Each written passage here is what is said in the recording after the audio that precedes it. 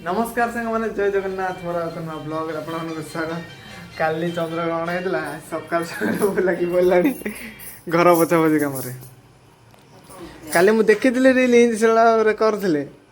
कि सतरे तु एंत कर माने चंद्रग्रहण सरला माने घर पोछा पुणी एंता पचारि खाइबा ना कुछ खा खुए ना पूरा भात रंधा माने भोक रही मैंने 9-10 हाँ जदि पचु भल पचु ना पैसा दिया मैंने बाहरली गोटे जगह को जावा कौटिक जाऊँ देखिए आउ को देखु तो गाड़ी नहीं जावा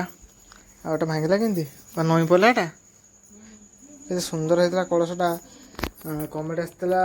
माँ राधाराणी कलश तैयारी करूँ गला भांगी तो चलो देख तोर अवस्था केमती पड़ी बोतलटा अच्छी से भांगीगला आउ गोटे पुणी तैयारी करा पड़े आम भावलु आज तैयारी कले काली बाड़े देखी था हो छाड़ जीवा ममालो हस मान चलो जाकि देखो ठीक है।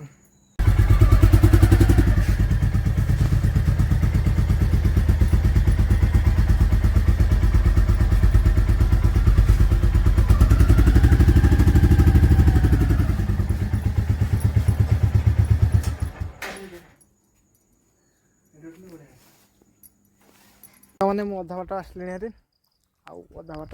देखो केमतिका रास्ता अच्छी चलतु जा सांग मैंने देखते एपटे के सुंदर व्यू अच्छी पहाड़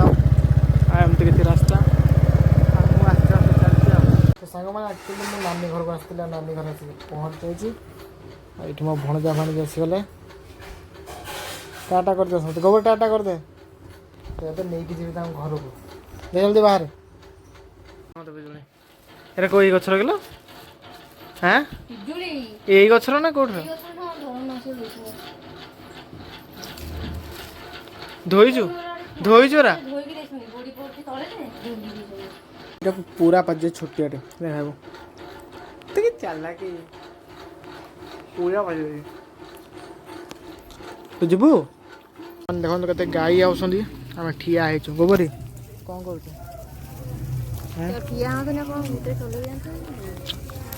जाता गड़ पड़े जदि हाँ गाई घर गोटे भरसा ना अच्छा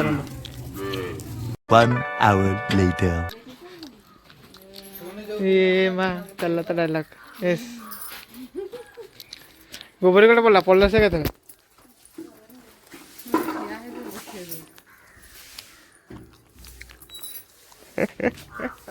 मैंने फाइनल आसी घरे पहुँच गलु देख तो साढ़े लगे जाऊँ कि चकमक तो सांग मैंने घरे आसी पहुँचला वेट करी जगन्नाथ के सुखी तो जगन्नाथ पूरा सुखिक रेडी देखिपे तो आज जीवा मुझे जाऊँगी बजार नहीं कि आसबि जगन्नाथ कलर देखो ये धूपकाठी काठी से सुखिकी माने पलैची मटीटा भितर को काठीटा बाहर को पलैसी देखो आउ केमती लगुच आम जगन्नाथ पूरा घसी दी देखो पूरा चिकन है जगन्नाथ पूरा हाथ टिके भी लगुनि पूरा माने पालिश पूरा या भाई बनईदेवा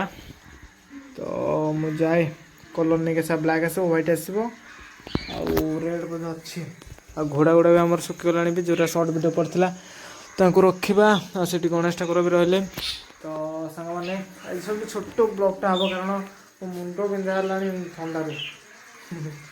आउ कॉलेज जाते लेट होगा ब्लॉग शूट करनी तो रही सांग मैंने